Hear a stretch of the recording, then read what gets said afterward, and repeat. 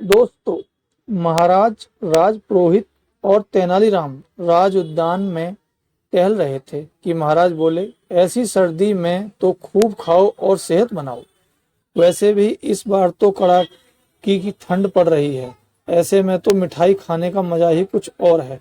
जैसे ही खाने पीने की बात शुरू हुई तो राजपुरोहित के मुंह में पानी आ गया और वह बोला, महाराज, ऐसे में तो मावे की मिठाई खाने में बड़ा ही आनंद आता है। सर्दियों की सबसे बढ़िया मिठाई कौन सी है? महाराज ने अचानक से पूछा। तेनालीराम से पहले पुरोहित बोला, महाराज, एक हो तो बताओ। काजू पिस्ते की बर्फी, हलवा, रसगुल्ले आदि बहुत सी मिठाइयाँ हैं जो हम सर्दी में खा सकते हैं। अब महाराज ने तेनालीराम से पूछा, अब तुम बताओ। तेनालीराम बोला, महाराज, आज रात आप मेरे साथ चलना। मैं आपको अपनी पसंद की सर्दियों की मिठाई खिला दूंगा। कहाँ चलना है? महाराज ने पूछा।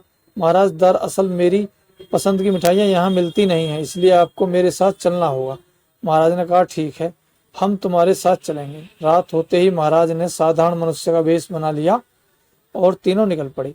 तेनालीराम की पसंद की मिठाई खाने के लिए काफी देर चलते चलते एक गांव भी पार हो गया और वे अब खेतों में पहुंच गए कि महाराज बोले, तेनालीराम, आज तो तुमने हमें बिल्कुल थका दिया।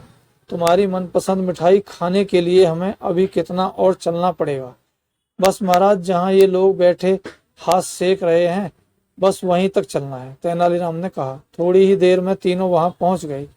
तेनालीराम ने महाराज और पुरोहित को वहां रुकने के लिए कहा और खुद थोड़ी ही दूरी पर स्थित कोल्हू में जा पहुंचा, जहां एक तरफ गन्ने की पेराई हो रही थी और एक तरफ बड़े बड़े कड़ाहों में गन्ने का रस पका कर ताजा गुड़ बनाया जा रहा था।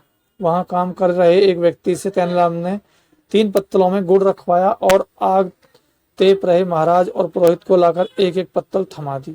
महाराज ने जैसे ही गर्मा गर्म गुड़ मुंह में डाला तो वे बोले, वाह, क्या मिठाई है। सच में तेनालीराम, इसे खाते ही हमारी तो सारी थकान उतर गई। अब महाराज ने पुरोहित से पूछा, क्या पुरोहित जी, आपको कैसी लगी मिठाई? यह मिठाई तो वाकई लाजवाब है, पुरोहित ने कहा।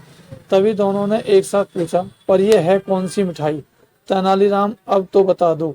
महाराज, ये गुड़ है। गर्मा गर्म गुड़ किसी मिठाई से कम थोड़ी होता है, तेनालीराम ने कहा। दोनों आश्चर्यचकित होकर बोले, क्या ये गुड़ है? जी महाराज, तेनालीराम ने उत्तर दिया। सच में तेनालीराम, ये किसी मिठाई से कम नहीं है, महाराज ने तेनालीराम की पीठ थपथपाते हुए कहा।